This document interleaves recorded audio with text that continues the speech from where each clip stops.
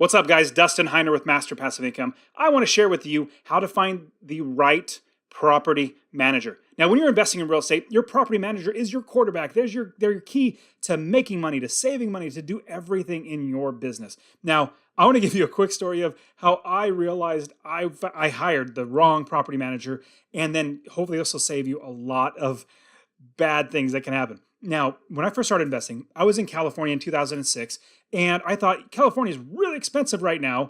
Let me try to find another state. So I invested in Ohio. I bought a property in Ohio, and I literally flew out there, found one property manager, and said, "Hey, you're a property manager? Yeah, let me have you actually manage my properties."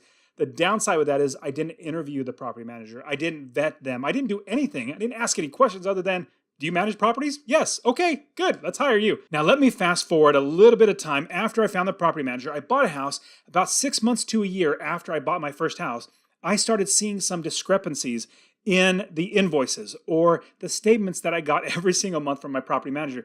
And I dismissed them. I said, the receipt, I didn't get a receipt for this one, but she put it on the statement. Let me just trust her. She probably just missed it. And then month after month, I started seeing expenses that I did not approve, as well as seeing $1,000 expenses and a receipt that was like kind of forged or it looked really, really funky. So I started really getting questioning. Now I have to absolutely give 100% credit to my wife. She started saying, "I think your manager is stealing from us. This is not good." I said, "No, they can't be stealing.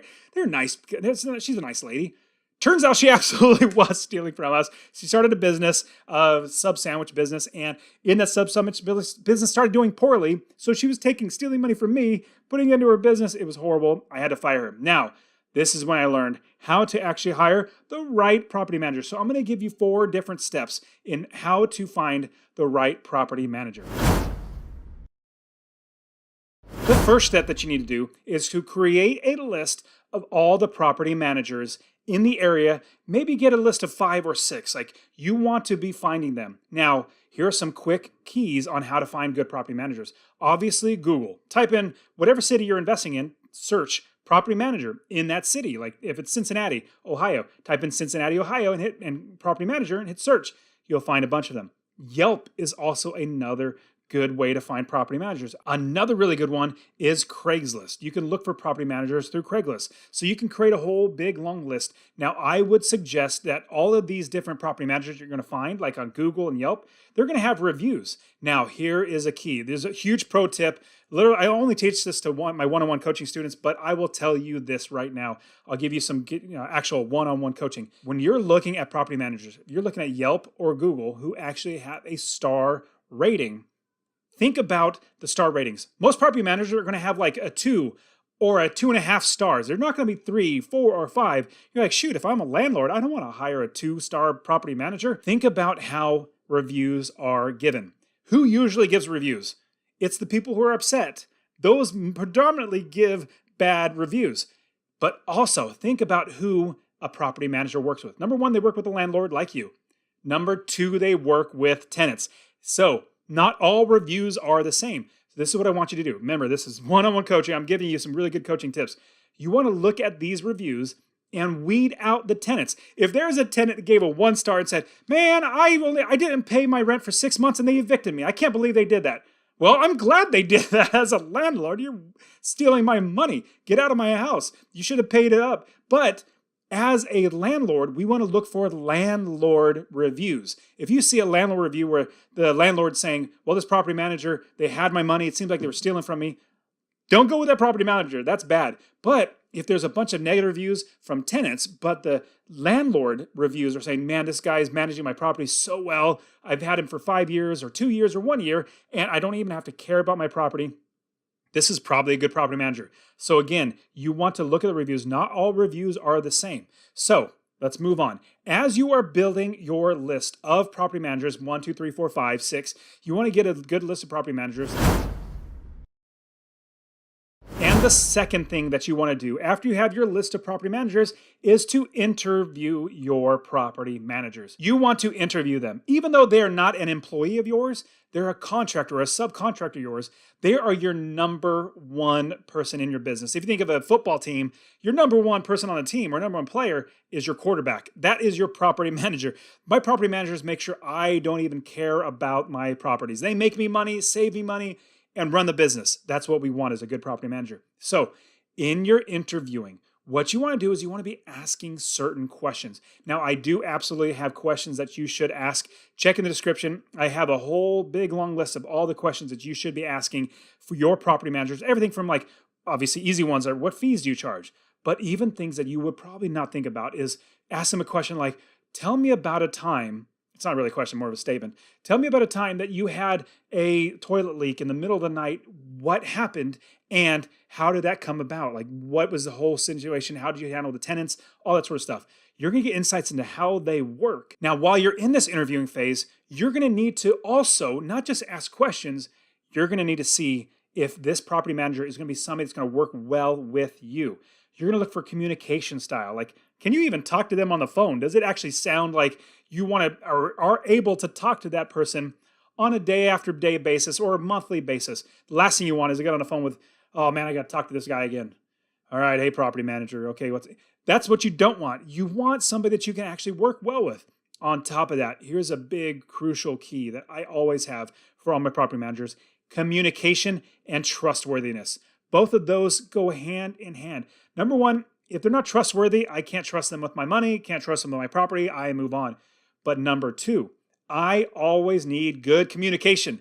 If they can't get back to me, if they can't promise 24-hour turnaround on getting me their information on whatever question I'm asking about my property or the statements or whatever it might be, 24-hour turnaround is not bad at all. So ask them, can you guarantee me a 24-hour turnaround on calls? Like, if I call you, will you call me back within 24 hours? Well, if I email you, will you email me back in 24 hours? So communication and trustworthiness. The last one on top of that, a big crucial one, is effectiveness, or the ability to actually do the job.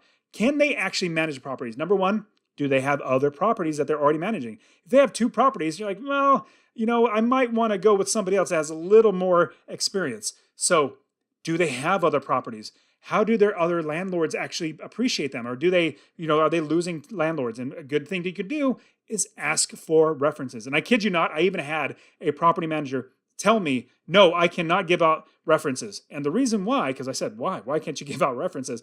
Well, because my landlords care for me to protect their information.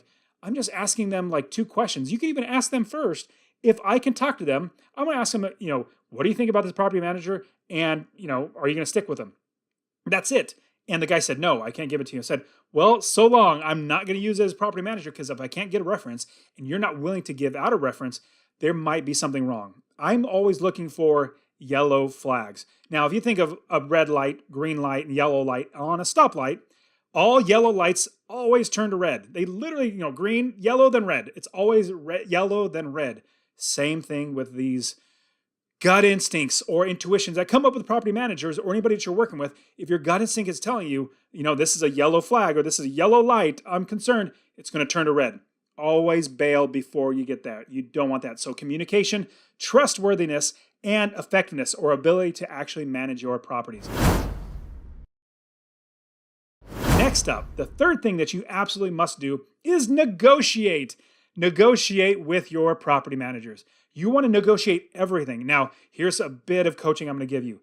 Everything in this real estate investing business is negotiable. You negotiate title company, negotiate with your property manager, you negotiate a sell price, all that sort of stuff. Now, if you're getting started investing in real estate, I want to show you exactly how to do this. I want to give you my free real estate investing course. If you check in the description, go to masterpassiveincome.com/free course. I'll give you my free course showing you how to find properties, find a new area of the country to invest, how to get funding or getting money for your properties, how to pick your right team, build your business, and make your money automatically and not work a job. masterpassiveincome.com/free course. Or you could even text the word rental to 33777, RENTAL to 33777. Now, as you are negotiating with your property manager, you absolutely need to look at every single line item of how much they're going to charge you. What is the percentage of rent? What type of, if you're going to rehab a property, are they actually going to charge you 10% on any repairs or any rehab? I have some students, when they find a property manager and we vet them out, some property managers charge 10% for any work on the property when they are not even doing the work. All they're doing is calling a handyman. Hey, can you go out there and send me the bill? They go out there, fix something for $200. They're going to charge you $20 just to make that phone call. I'm like, why am I paying you a monthly fee for property management? There's a whole laundry list of things that you need to be watching out for. I have all that stuff on my site. Check the description as well for all these great things that you need to be looking out for. And I literally teach this too. So I do one-on-one coaching and group coaching, my real estate wealth builders group coaching, go through all this stuff. I can definitely help you out. Now, negotiate everything from not just fees, but even terms and anything else that's in there. If you don't like that, I'll give you an example. What if the property manager says, well, if the property's not rented, I still am going to charge you $50 a month just to oversee the property. I'm like, no way. If I'm not making money, you're not making money. So that's another thing. You can literally erase that. Another one would be pet fees. A lot of property managers might say, we're going to charge more for pets, but we get all that money. I'm like, shoot, no way.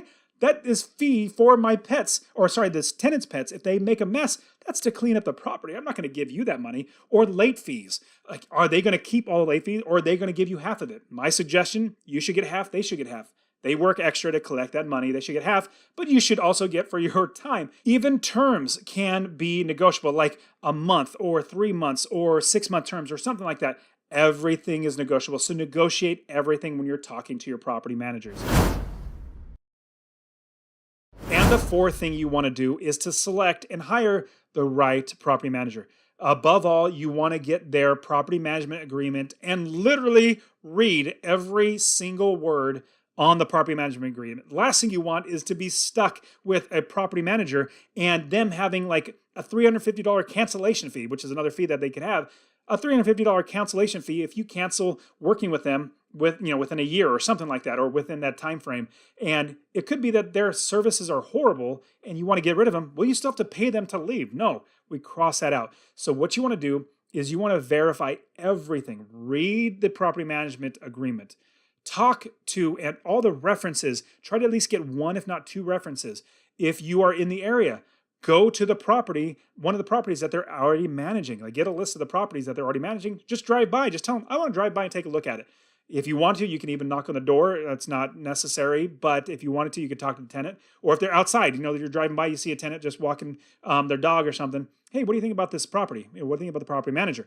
You want to be asking these questions. You want to verify everything. And then you also want to look at the other listings. What you can look for is on Craigslist, look at the other properties that they have listed. Search their phone number, search the company's name to see how it is. So all these things, you definitely want to find the right property manager. If you have a bad quarterback, you're not going to score. You're not going to win games. If you have a good quarterback, you're going to score and win games. Same thing with a property manager. So get the right one. You guys are awesome. Don't forget to subscribe and like this video. I want to give you so much great investing information, and that's what I'm all about. And watch this video right here. I'll see you guys in the next one.